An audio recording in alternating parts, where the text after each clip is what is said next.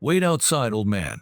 The younger manager barked this order at me as I was about to join him for an important business meeting worth $60 million overseas. However, it was scorching hot outside. Waiting indefinitely in such conditions was unreasonable. I could end up with heatstroke or sunstroke. But he said it was a managerial order and walked into the company alone for the meeting, not caring about me.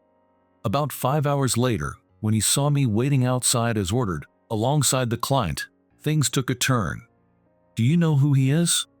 "What?" "Yes, my true identity under the young manager. My name is Ken Johnson, 40 years old. I work at a certain company. For some reason, I joined this company, and in my assigned department, I was shocked by what I saw. So, this is Ken who's going to be working in our department from today. I'm Chris Redman, the manager. Geez, you look pretty useless. Don't you dare drag me down." On my first day, I was immediately looked down upon by Chris, the manager, who was 10 years younger than me. I had no idea why, but it seemed he judged me by my appearance. It was utterly unreasonable. According to other employees, he had made an extraordinary climb up the ranks at the young age of 30. The one who backed him was his father, the company president, Bob Redman. Apparently, proud of his son who graduated from Harvard, he was grooming him to be his successor, giving him preferential treatment. This was the result. He had perfectly abused his father's power and was acting arrogantly. "Don't just stand there, get moving." He acted as if he had climbed to the managerial position by his own efforts. Treating employees in this way was unbearable to watch. The employees under him, perhaps unable to resist his authority, followed his orders with hesitation. I watched this scene, disheartened, thinking I would end up the same. As expected, Chris's harassment towards me began. "Take care of these documents." He slammed the documents onto my desk as I was working on my computer. When I looked up, there he was, grinning at me, just as I had predicted. There was no one else who acted so predictably. Even if you're older than me, you're still a newbie, so take it as a learning experience and do your job. After handing me the documents, he turned his back on me, waving his hand, and returned to his desk. I was exasperated but picked up the documents he handed me. Looking at the contents, I was surprised to see they were clearly meant for the manager. I was thoroughly disgusted by how openly he dumped his work on his subordinates. When I looked at him again, he was sitting at his desk, glaring at his computer. But it was doubtful whether the screen actually showed work-related content. Thinking that, I sighed unconsciously. Finishing these documents on top of my own work meant overtime for sure. I had planned to leave on time, but now it was impossible. Moreover, Chris must have known that a newbie like me couldn't handle these documents. Yet he handed them over, probably just to trouble me. He seemed to expect me to finish them by asking other managers for help. Chris's method was completely inappropriate as a supervisor, and it was a headache. In the end, I asked other managers and finished the documents. But Chris's odd behavior didn't stop there. About 3 months after joining the company. "Just watch and don't do anything, okay?" One day, I accompanied Chris to a client's company for sales, but he pressured me to stay silent. I had no choice but to accept. Now that I'm still a newbie, it's probably best not to make any excuses. I'll take this opportunity to learn by watching Chris, our manager, in action. "Sorry for the inconvenience. The air conditioner is broken. It's a bit hot in here, but please have some iced coffee." When we arrived at the client's company with Chris, we were led to a room where the air conditioner was broken, making it hot enough to sweat. It's early July, and today's outside temperature is around 86 degrees Fahrenheit. Opening the window made it a bit cooler, but it was hardly a relief. I instinctively took out a handkerchief from my suit and wiped my sweat. Chris, standing next to me, looked miserable in the heat. Our office is well air-conditioned, so he probably couldn't handle it. Seeing him wilt like that was somewhat amusing. "Thank you. We'll take you up on that." "Chris, you should have some too." We gratefully accepted the iced coffee offered by the client, and I encouraged Chris to drink as well. Chris, snapping back to reality, glared at me for suggesting it, clearly annoyed. No need to get so mad. After that exchange, we got down to business, and Chris started the meeting with the client. Usually, Chris is quite lackadaisical at work, but when it comes to meetings, he switches to work mode. I sincerely wished he'd interact with us employees at the office the same way he did now. Despite the heat, the meeting concluded successfully, and the iced coffee we had been given was all gone. It's so damn hot. After the meeting, we left the client's office and were on our way back to our company. Suddenly, Chris, unable to bear the heat any longer, decided to take refuge in a nearby coffee shop. I followed him in. "Hey, order some iced coffee quickly." "Got it." I called the waiter and ordered 2 iced coffees, as instructed by Chris, who had plopped down heavily in a seat. The confident Chris from earlier had reverted to the usual person I knew, causing me to shrug. It was really hot. "Should we grab lunch while we're at it?" Noticing it was already past noon on the shop's clock, I suggested we have lunch before heading back to the office. Chris, apparently struck with a brilliant idea, started grinning. "It's on you." "Sure, no problem. What'll you have?" Chris, expecting me to be annoyed, seemed displeased when I calmly agreed. He bluntly replied, "Omelette rice." I called the waiter and ordered omelette rice for Chris and spaghetti for myself. Though we didn't talk much, Chris remained in a bad mood the whole time. It made sense. Having lunch with someone you don't like is bound to be unpleasant. But I secretly found it amusing that Chris ordered omelette rice. A month later, despite Chris's continued harassment, a significant opportunity arose that changed the situation. A $60 million international deal? A much larger deal than usual had come Chris's way. It appeared Chris's father, the company president, had set the stage for his son's further advancement. If this deal succeeded, Chris's career would undoubtedly soar. I, accompanying him, would also gain attention, but Chris probably wouldn't be pleased about that. I was prepared for him to take some action. On the day of the international deal, even though it was technically a domestic client, the meeting was to be held at their location. Chris and I, always aiming to be 5 minutes early, walked to the client's company. The blazing sunlight beat down on us, making us feel the heat intensely. The sky was clear without a single cloud, and the sun had been strong since morning. A mirage wavered in the distance down the road. Wiping away my dripping sweat with a handkerchief, I eventually arrived safely at the client's company. But I was startled by the sudden loud laughter of Chris. "What's going on?" At first, I worried he might have gone mad from the heat, but that didn't seem to be the case. Despite the sweat on his forehead, Chris grinned defiantly and said, "You old man, wait outside." "What?" I couldn't comprehend what he just said.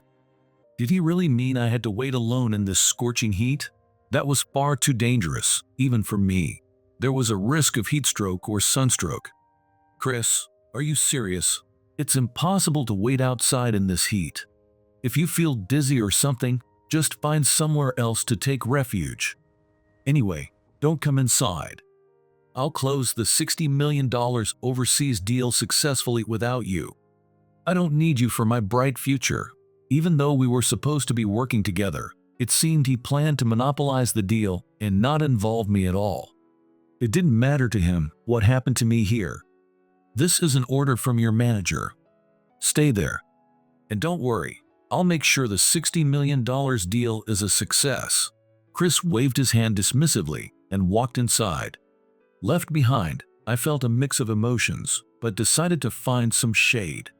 Spotting a tree nearby, I sat down in its shadow. Fortunately, I had brought a thermos filled with ice-cold water in my bag, which I now gratefully drank. Just the other day, after drinking some delicious iced coffee at a client's company where the AC was broken, I decided to start carrying a thermos bottle. This should help prevent heat stroke. Now, all I had to do was wait for Chris. I waited for about 5 hours. Finally, I saw Chris and the client coming out. I stood up and walked towards them. "Thank you so much. It's like a dream come true." The client seemed quite pleased, indicating that the deal was a success. I approached them. "I've been waiting for you, Chris." "What? You mean you've been waiting outside this whole time?" Chris looked at me shocked. The client, who noticed us, turned around with a look of surprise on his face. His name tag read, "David." "Yeah, I've been waiting for about 5 hours." "So, how did the $60 million deal go?" "Of course, I closed it successfully with my skills." As Chris boasted, David's face turned pale. Grabbing Chris by the shoulder, he spoke with a stern expression. "Do you have any idea who he is?" "What?" Chris frowned, not understanding why David suddenly raised his voice. "Who is he?" "He's an employee at our company and my subordinate. But he's completely useless, so I ordered him to wait outside instead of attending the meeting." Chris laughed heartily at the recollection, while David stared at him with a drained expression. "You've really messed up." "Huh? What do you mean by messed up?" David shook his head, and I couldn't help but laugh. It was time to come clean. "Actually, this isn't the first time David and I have met, Chris." "What? No way. Are you trying to show off or something?" Even when I revealed the truth, Chris just mocked me, not taking me seriously. He probably couldn't believe the words of a new employee with only 4 months at the company and little sales experience. "Get a grip on yourself. I won't tolerate any more disrespect towards this person. This man is going to be the next president of our company." "What? The next president of our client company?" Chris looks at me in utter shock at Dave's words. Noticing his stare, I smile and begin to speak again. "I'm sorry for hiding my identity. Actually, I wanted to learn a lot before becoming the next president. So I left my father's company temporarily and joined your company, Chris." "This is your father's company?" Chris, who had just finished negotiations, looks up at our client company's building, now even more astonished. "It's a much bigger company than Chris's, but that's not the main point." "Yes, it is. Eventually, it will be my company. But before that, I thought it was good to gain some social experience. Especially since I've learned that someone like you works at a client company." Understanding the meaning behind my words, Chris's face turns pale. After all, he had been harassing me all along and deliberately excluded me from this negotiation. "I will, of course, report your actions to my father." "Wait a minute. If I'd known you were the next president of the client company, I wouldn't have done such things." "It's no use whining, Chris. Besides, I have a witness. David here, who just listened to our conversation, is my witness." At these words, Chris, coming to his senses, fearfully looks at David. Nodding in agreement with my words, David sends a sharp glare at Chris. "He is also my father's right-hand man. Even when I become the next president, he'll continue as my advisor. So, I don't want to bring anything problematic into the company. I'd rather cut ties with a company that employs someone like you immediately." "Wait, my negotiation skills are exceptional. I successfully closed this $60 million overseas deal, so cutting ties is just." No matter how skilled you are in negotiations, no one wants to follow a person who treats employees like pawns and uses them as stepping stones for promotion. "What do you think, David?" When I ask David for his opinion, he also nods in agreement with my words. Then, he speaks up. "Let's consider the earlier negotiation void. No matter how great your negotiation skills are, we can't contract with someone who disrespects the future president." It was a smart move by David not to have signed the contract yet, as we plan to submit it for the president's review later. If it had been signed, Chris would have used it as leverage. I'm glad we stopped it before it got to that point. "Since the contract hasn't been signed yet, please leave." "No way." Dealt a final blow by David, Chris falls into despair. Encouraged by David to enter the building, I start to walk past Chris. It's really a shame. If we had joined hands, the future would have been bright. Our companies would have developed even more. But upon reflection, I realized there was a fundamental difference between us. Stopping next to Chris, I say this. Despite both inheriting our parent companies, there was a stark difference. You stayed sheltered in your father's company, doing whatever you pleased, while I went out and gained experience in other companies. The difference is clear. You boast about your skills, but in the end, you were just riding on your father's coattails." With that triumphant statement, I finally walked past him and entered the building with David. Chris, speechless, collapses on the spot, seemingly dazed for a while. Later, when an employee came to scold him, he left the company, shoulders drooping. Did he really do such things? We should definitely go complain. There's no need for that. Please don't worry about it. Afterward, guided by David, I sit on the sofa in the air-conditioned meeting room and explain the whole situation. Learning about Chris's misdeeds, David is furious. Since I hadn't seen him since I told him I was going to gain social experience by working at other companies, it felt like a long time. His anger on my behalf made it easier to let go of the grudges I had against Chris. Moreover, having waited 5 hours under the scorching sun, I was grateful for David's concern. Although it seemed a bit much when he offered me every cooling system available in the company, I wouldn't have carried an ice-cold water bottle before, so his reaction was understandable. When he brought a 2-liter bottle of water, worried I hadn't hydrated enough, I was a bit startled. "Really, I'm fine. I took refuge under a tree planted by the company, so I was in the shade. Otherwise, I might have stayed in the sun. Before it came to that, I would have waited somewhere else, so there was no need to worry. Besides, I had another lifesaver, my water bottle." "Ken, you've been carrying around a water bottle? Someone who usually relies on going to cafe?" "That's right. Social experiences were worth it. I learned it from a client company. I'll never forget the taste of that iced coffee. The office had a broken air conditioner, but what I gained there was significant. On that scorching day, I was able to stay cool in the shade thanks to that iced coffee. It also taught me that any accident can be a learning opportunity." Seeing me smile at the thought, David looked puzzled. Regardless, I was relieved that things didn't escalate. While back at our company, Chris quickly reported our encounter to his father, President Redman. But what he was told was unexpected. "What? I'm demoted?" Indeed, Chris was demoted immediately. Just earlier, someone handling Ken's resignation came by, submitting his resignation effective today. Apparently, he's the son of the president of the client company and the next in line to be president. Chris, receiving a stern look from his father, couldn't help but flinch.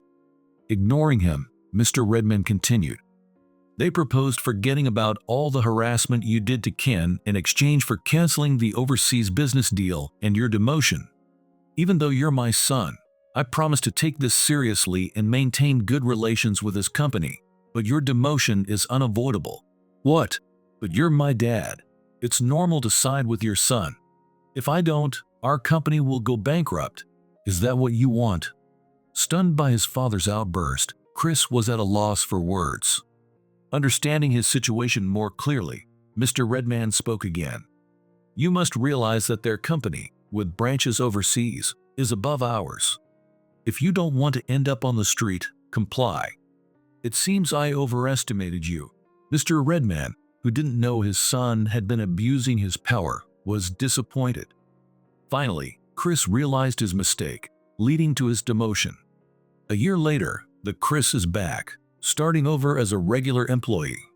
He's no longer treating employees like pawns and is actively engaging in his work, aiming to regain trust and eventually return to a managerial position.